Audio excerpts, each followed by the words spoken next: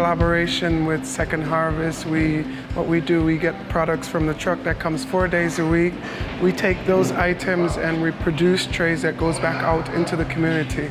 This rescue program that Second Harvest runs is of great value to the community at large because there's a lot of people who are consuming healthy meals that would have been dumped in the garbage.